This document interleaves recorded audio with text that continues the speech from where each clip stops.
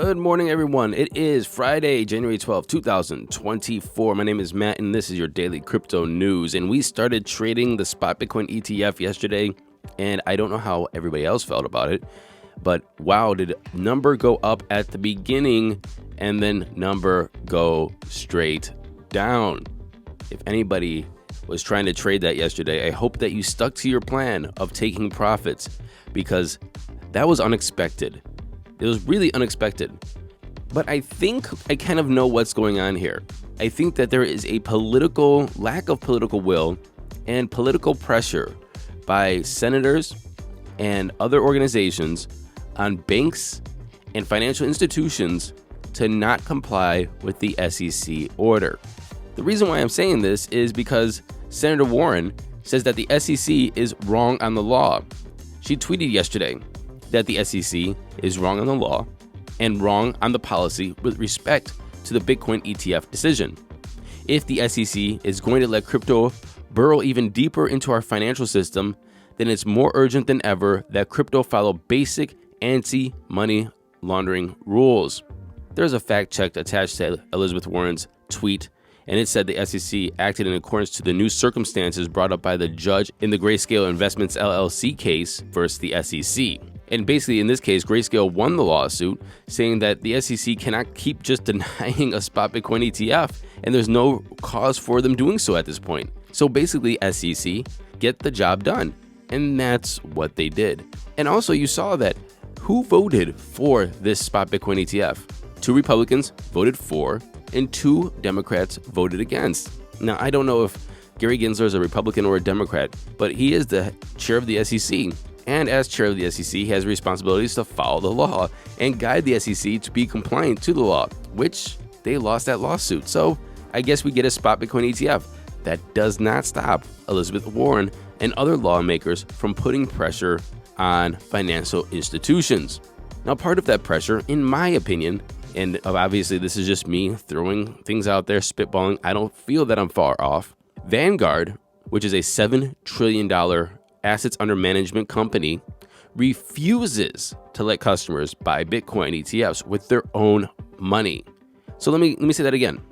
Vanguard, a company with $7 trillion of assets under management, told their customers, their American customers, an exchange-traded product that is legally on the market, that they will not allow you to trade this ETF. Imagine that. Imagine that with any other company or commodity or exchange-traded product. It is absolutely insane. And so, in my opinion, the market has reacted. Investors are like, hey, let's go into Bitcoin. This is going to be a great day. And then they see these companies come out, and Vanguard is not the only one. Vanguard and allegedly Merrill Lynch, Citibank, and UBS have also banned their customers from investing in a Bitcoin ETF. I have not confirmed the latter, but Vanguard is confirmed. People are moving and closing their accounts that want to get exposure, and they probably just see that this is a overreach of Vanguard, and it restricts their consumer rights to do what they want in the market. But there are other financial institutions that are allegedly blocking their customers from buying a Bitcoin exchange-traded product as well. Really quick, I want to comment on Elizabeth Warren's money laundering comments. There is money laundering with cryptocurrency. There's money laundering with violins and art and all kinds of different things. Anything that has value, you can launder with it. You can launder with anything of value. And from the data that I saw, Bitcoin has around $30 billion of confirmed money that was laundered with it. 30 billion. And that's opposed to the 20 trillion that they are looking at with US dollars. Just want to throw that out there. By the way, that didn't really stop Bitcoin's ETF from starting out with a bang. $4.5 billion of trading volume yesterday. The biggest winner of trading volume was BlackRock's iShares Bitcoin Trust, or IBIT, $1 billion worth of volume all by itself. But the day yesterday was a little bit rocky, and they closed down around 4.6% from its open, and they closed at 26.62. But after the day of trading, it looks as though we have Bitwise and Fidelity taking the number 1 and number 2 spots respectively for the total of Bitcoin assets under management. at around $237 million and $227 million, and IBET is number 3 at $111 million of Bitcoin under management now because of the spot Bitcoin ETFs. So we ended up with around $720 million positive cash flow into Bitcoin, which is a good thing, but we're fighting against the fears of the market because of these external pressures from politicians. But BlackRock's not going to stop there. Larry Fink, the CEO of BlackRock, is already eyeing an Ethereum ETF. Honey Badger, he doesn't care. I mean, once you get a Bitcoin ETF, why not go all the way? In a couple of years, we might be introducing the Floki Frunk Puppy ETF. Anyway, all these companies are fighting for the cheapest entry into this Bitcoin exchange-traded product, and Franklin Templeton reduced its rates, and it's now the cheapest Bitcoin ETF. Their ticker is EZBC. It's going to take me a while to learn all these tickers, by the way. But Franklin Templeton's ticker is EZBC, and they went from 0.29% down to 0.19%. So the cheapest entry into a Bitcoin ETF right now is Franklin Templeton. That's enough from me. Let's get into Asia Focus. Hey everyone, welcome back to Asia Focus, a weekly section of Daily Crypto News. I'm Sarah and my email is sarah@dailycryptonews.net. Exciting time. But Asia is a bit slow in that sense, but let's get into it. The U.S. Securities and Exchange Commission SEC has approved the Bitcoin spot ETF, raising expectations for the cryptocurrency market. However, what do we do in Korea? We don't know if Bitcoin is an underlying asset. So the financial regulators notified securities firms to prohibit domestic sales of US Bitcoin spot ETFs for now, citing, quote, possible violations of domestic laws, end quote. Yes, it is a bit sad that Koreans can't buy Bitcoin spot ETFs, but there is something that doesn't also make sense. There's actually Bitcoin futures ETF already sold for Korean investors. Samsung Bitcoin Futures Active ETF, which was listed on the Hong Kong stock market early last year. And you know what? It made a 122% return in just over a year as of March 9th. It's totally okay for a Korean security firm to create a product, but get it listed and sold overseas. Bitcoin is just fine. But if we do the same in Korea, it's illegal. More correctly, we don't have a law for it to define what Bitcoin is. Some local newspapers said this order is actually done because the Korean government put investor protection rather than promoting investments in virtual assets. We kind of created a term called virtual asset to describe all different kinds of cryptocurrencies in Korea. But I gotta disagree with this whole orders and confusion in this market. We gotta face the reality and act fast, like right now. South Korea's Financial Services Commission, FSC, has proposed a ban on using credit cards to purchase cryptocurrency, citing concerns, quote, illegal outflow of domestic funds overseas, end quote.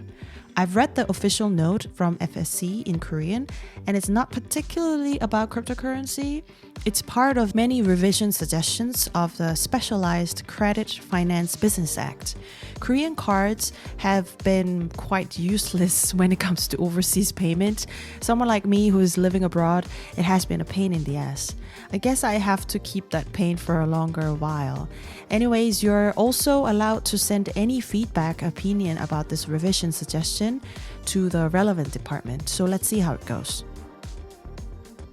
Another movement trying to shape the future of cryptocurrency in South Korea, the Financial Supervisory Service, FSS this time, is set to release comprehensive guidelines, marking a pivotal step in regulating virtual assets, addressing concerns around issuance, circulation, and listing standards. The FSS aimed to establish a robust framework for the digital asset market. Obviously, this is a quote from a news article, but this is one of those hocus pocus news, to be very honest, given the lack of crypto news in Asia, not because we don't have any news, but just lack of coverage sometimes. Any press release, any note from a meeting can be a news. But if you really look into it, nothing really changed. Quick recap, like I mentioned in the previous news, now we might not be able to use credit card for using crypto, not decided. We don't have to register non-custodial, decentralized crypto owning to tech service. Some government officials have tried to voluntarily report their crypto holdings. That's where we are right now in Korea. It's not really much of a regulation going on. One of the issues we have had, at least in Korea for a long time, is that the officers don't consider crypto as an asset as seriously as other countries do. And since all the matters are kind of stuck with financial authorities in Korea, no meaningful discussion can be pursued long enough to make regulations and include relevant departments to push through. Yep. Mercari, Japan's digital flea market platform with over 22 million monthly active users, is planning to allow users to purchase products in Bitcoin by June this year, according to Nikkei.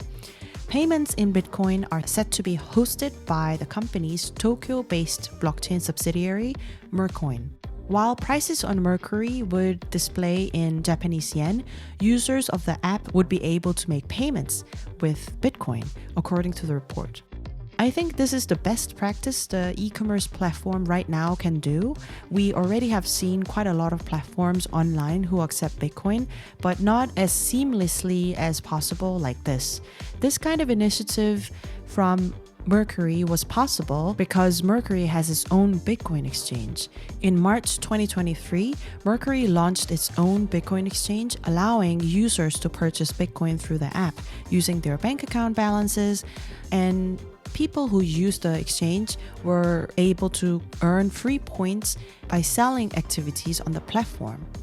Mercari is not a super big company, but big enough that they made around 19.4 million in profit in the third quarter last year. 10 fund management companies are preparing to launch spot exchange traded funds backed by virtual assets in Hong Kong. Livia Wang, Hashkey's chief operating officer, mentioned that these fund managers include those with Chinese capital backing and others from Asia and Europe. Up to 8 of the fund companies are at quote-unquote advanced stage for the launch, but Wang didn't provide any more details. Hashkey, on the other hand, which received a license from the SFC to offer retail crypto trading services back in August, confirmed with the blog it may participate in potential spot crypto ETF in Hong Kong through 2 main aspects: engaging in crypto transaction associated with ETFs and providing crypto custody service. Obviously, those two goes together, right? Crypto ETF, here we come. That's all for today. Now let's get into those crypto prices. Here comes the money. Here we go. Money talk. And the time is 10:15 a.m. Eastern Standard Time. Fear of greed is at 73. Greedy. Bitcoin is down big. We're down 6%. We're at $45,230. Still up 3.2 in the week. However, here's what I'm thinking too. Not only do we have the political pressure and these companies saying that we're not going to allow you to buy Bitcoin, it's scaring a lot of other investors. I have my tinfoil hat on again because I always do.